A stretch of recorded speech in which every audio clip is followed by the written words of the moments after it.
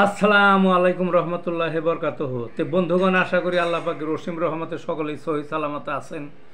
তো কবি Gazi Akkas Ali YouTube channel 017140885009 এর পক্ষ থেকে আপনাদের সকলের প্রতি রইল একান্ত আন্তরিক শুভেচ্ছা ও ভালোবাসা। তো বন্ধুগণ, এখন আপনাদের সামনে যে বয়ানটা করবার চেষ্টা করব সেটা হলো বন্যা দুর্গতদের সেবায় হোমিওপ্যাথি। গতকাল এই জাতীয় একটা ভিডিও দিয়েছিলাম, আজকেও পরিবর্ধিত আর একটা ভিডিও দিব, কারণ এই সময়ে এটা সবচেয়ে জরুরি। তো বন্ধুগণ, আপনারা জানেন যে ফেনী তৎসংলগ্ন আরও পূর্ব সাইডের এগুলা ওই 11টা জেলায় ভয়ানক বন্যা, অনেক মানুষ মরছে, তারপরে গবাদি পশু হাঁস মুরগি এগুলা শেষ হয়ে গেছে, ফসল গেছে, ফলের বাগান গেছে, ফুলের বাগান গেছে, পুকুরের মাছ গেছে, গায়ে গৃহস্থলী গেছে, পরনের কাপড় ছাড়া আর সবই গেছে, বুঝছেন না কি করুণ অবস্থা। তো সেগুলা বিষয় আমি যাব না, আমি যাব চিকিৎসার বিষয়ে। দেখা যায় শুধু যে এই যে ফেনী সংলগ্ন যে এগুলার বিষয় না, এখানেও আছে আপনার সরকারি বেসরকারি উদ্যোগে বিভিন্ন দাতব্য যে সংস্থাগুলো আছে, দেশি বিদেশি, এদের ভালো উদ্যোগ। এরা মেডিকেল টিম গেছে, তারা চিকিৎসা করতেছে, সেবা দিতেছে।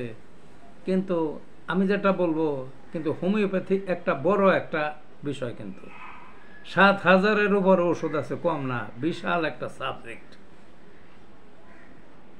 দেশি আন্তর্জাতিক বিশাল একটা বিষয়। কিন্তু এদের কোনো উদ্যোগ টুদ্যোগ কিছু নাই। আসলে বন্যাজনিত যত অসুখ বিসুখ হোক, সব ব্যবস্থায় হোমিওপ্যাথিতে আছে। বন্যায় কি হয়? প্রথমত হইল ওই ঠান্ডা, সর্দি, জ্বর, কাশি, নিউমোনিয়া, ব্রঙ্কাইটিস, এই শ্বাসযন্ত্র সংক্রান্ত এই রোগটা হয় প্রথম। কারণ তারা ঠান্ডা পানিতে ভিজে, বন্যার পানিতে ভিজে, বৃষ্টির পানিতে ভিজে, তাদের গড় নাই দৌড় নাই, তখন কি করবে? এগুলো প্রথমেই হয়। দ্বিতীয়ত খাওয়ার প্রকটে ভোগে তারা, ওই বিশেষ করে পানীয় শুদ্ধ পানি পাওয়া যায় না, তখন ওই কলেরা, ডায়রিয়া, আমাশয়, কৃমি, মানে পেট সংক্রান্ত বিভিন্ন রোগ দেখা দেয়।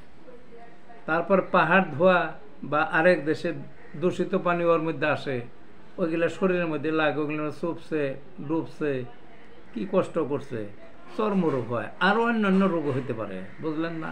চোখের অসুখ হতে পারে, ভাইরাস জাতীয় বিভিন্ন রোগ হতে পারে। কিন্তু হোমিওপ্যাথিতে সব চিকিৎসা থাকার পরেও এই দেশে আপনার হোমিওর বোর্ড আছে, বিভিন্ন সভা সংগঠন আছে, তাদের সমিতি আছে, বড় বড় শক্তিশালী কোম্পানি আছে, কোটি কোটি টাকার মালিক, কিন্তু কেউ কোনো উদ্যোগ নাই। কে আপনারা মেডিকেল টিম পাঠাইতে পারেন না? আপনারা যাদের সামর্থ্য আছে, বড় বড় পর্যায়ে আছেন, হোমিওর বোর্ড আছে, আছে, সব আছে, মেডিকেল টিম পাঠান হোমিওপ্যাথিকের। আপনারা অ্যালোপ্যাথিকের ভাইয়েরা তারা কাজ করতেছে, সাথে সাথে আপনারাও করেন, আপনারা করেন। হোমিওপ্যাথির চিকিৎসা তো আর সহজ, ওই একটা বাক্সের মধ্যেই শত শত হাজার ধরনের ওষুধ নিয়ে যাওয়া যায়, এবং খুব পারফেক্ট ওষুধ, বুঝলেন না? কেন পিছিয়ে রাখছেন? আমি সবচেয়ে দুঃখিত, আজকে এই প্রসঙ্গে একটু পুরাতন কথা না বললেই নয়। এই যে একটা করোনা গেল, মহামারী, কোটি কোটি মানুষ মারা গেল বিশ্বে, আমাদের দেশেও বহু হাজার মানুষ মারা গেল, লক্ষ লক্ষ মানুষ আক্রান্ত হলো। অ্যালোপ্যাথিকের তৎপরতা ছিল দেখার মতো, তারা খুবই কাজ করছে। ও হোমিওপ্যাথিকের যথেষ্ট ওষুধ আছে, ব্যবস্থা আছে। কেউ আগে নাই, কেউ কোনোদিন লেখালেখিও করলো না যে ওষুধটা খান, কেউ কোনো টিমও পাঠালো না, কেউ কোনো নিজে কোনো হাসপাতাল নেই, দু একটা আছে, তার মধ্যেও কোনো রোগী এলো না। এটার কথা নাকি? কাজে পিছিয়ে থাকেন কেন? এই সাবজেক্টটা আজকে মানুষ বিশ্বাস করতে চায় না। পৃথিবীর মধ্যে হোমিওপ্যাথিক এত বড় একটা সাবজেক্ট, বিশ্বাস করে না কেন? বিপদের সময় তো আপনাদের কেউ খুঁজে পায় না, বিপদের সময় জ্ঞান না কেউ। ওই যার যারা আছে শুধু নিজের চেম্বার, নিজের কোম্পানি, নিজের সভা সমিতি, নিজে কিভাবে আখের গুছাবে, টাকা পাবে, এই চিন্তায়। কিন্তু একটু এই সময় সুযোগ আছে, মানুষের সেবায় আপনারা এগিয়ে আসুন। তারপরে সবাই জানুক যে হোমিওপ্যাথি এই মৃত না, হোমিওপ্যাথি জিন্দা একটা চিকিৎসা শাস্ত্র। তো বন্ধুগণ, ধন্যবাদ।